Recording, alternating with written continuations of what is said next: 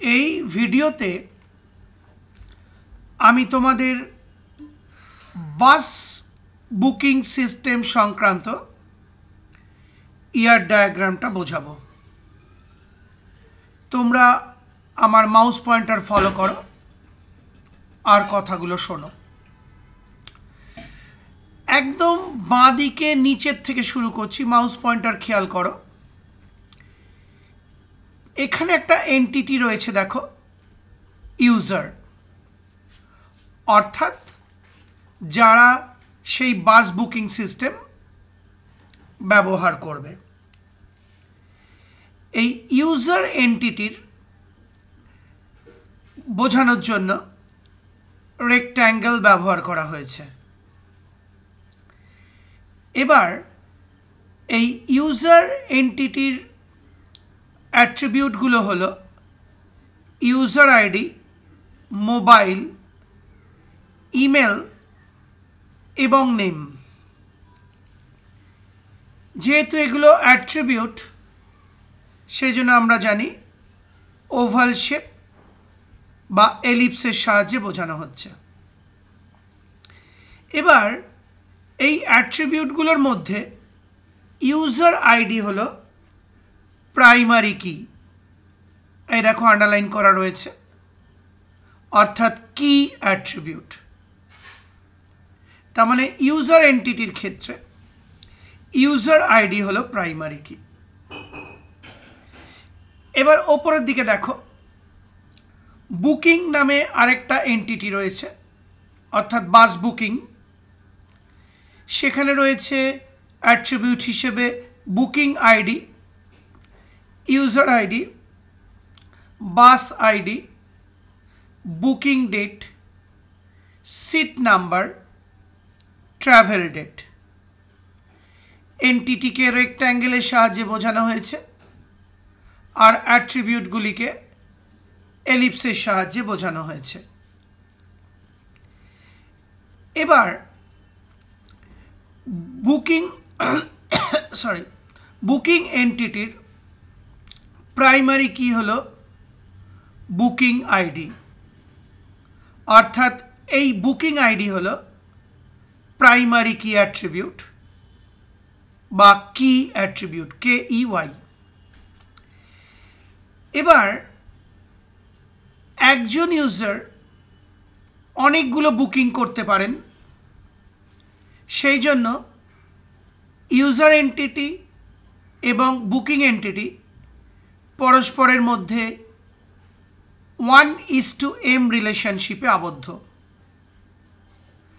আবার বলছি, একজন ইউজার অনেকগুলো সিট বুকিং করতে পারেন বা একাধিক সিট বুকিং করতে পারেন, সেই জন্য ইউজার এন্টিটি ও বুকিং এন্টিটি পরস্পরের মধ্যে 1:m রিলেশনশিপে আবদ্ধ রয়েছেন, অর্থাৎ 1 to many। এবার ওপরে চলে যাই, দেখো, লক্ষ্য করো মাউস পয়েন্টারটা। এখানে রয়েছে বাস এন্টিটি। এই বাস এন্টিটিকে আবার রেক্ট্যাঙ্গেল দিয়ে বোঝানো হয়েছে এবং তার অ্যাট্রিবিউটগুলি হলো বাস ID, driver name, bus number, বাস টাইপ এবং ক্যাপাসিটি। এখানে বাস আইডি অ্যাট্রিবিউটটা হলো প্রাইমারি কি, এই যে আন্ডারলাইন করা রয়েছে, অর্থাৎ কি অ্যাট্রিবিউট। আর অ্যাট্রিবিউটগুলি ওভাল শেপ বা এলিপসের সাহায্যে বোঝানো হয়েছে, বা আমরা বাংলায় বলতে পারি ডিম্বাকৃতি ক্ষেত্র। এবার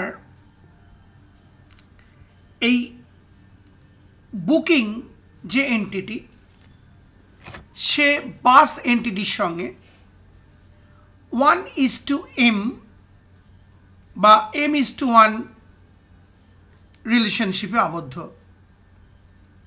কারণ অনেকগুলো বুকিং একটা বাসের ক্ষেত্রে করা হয়েছে। আবার বলছি, একটি বাসের ক্ষেত্রে অনেকগুলি সিট বুক করা হয়েছে, সেই জন্য বাস এন্টিটি আর বুকিং এন্টিটি M:1 বা many:1 রিলেশনশিপে আবদ্ধ রয়েছেন। এই যে রিলেশনশিপ রেক্ট্যাঙ্গেলের সাহায্যে বোঝানো হচ্ছে। এবার ডান দিকে দেখো, ডান দিকে চলে এলাম, মাউস পয়েন্টার খেয়াল করো। এখানে রয়েছে রুট এন্টিটি। রুট এন্টিটির অ্যাট্রিবিউটগুলি হলো route ID, starting point, destination এবং ডিউরেশন। এখানে রুট আইডি হলো প্রাইমারি কি বা কি অ্যাট্রিবিউট। এবার বাস এন্টিটি আর রুট এন্টিটি পরস্পরের মধ্যে M:1 রিলেশনশিপে আবদ্ধ রয়েছে। অর্থাৎ এক বাসগুলি বা যে কোনো এক মানে যে বাস সাধারণত একটা মানে অনেকগুলি বাস তার নির্দিষ্ট রুটে যাতায়াত করে। আবার বলছি, একাধিক বাস একটি নির্দিষ্ট রুটে মানে তার নির্দিষ্ট রুটে যাতায়াত করে। সেই জন্য বাস এন্টিটি আর রুট এন্টিটি পরস্পরের মধ্যে M:1 রিলেশনশিপে আবদ্ধ রয়েছে।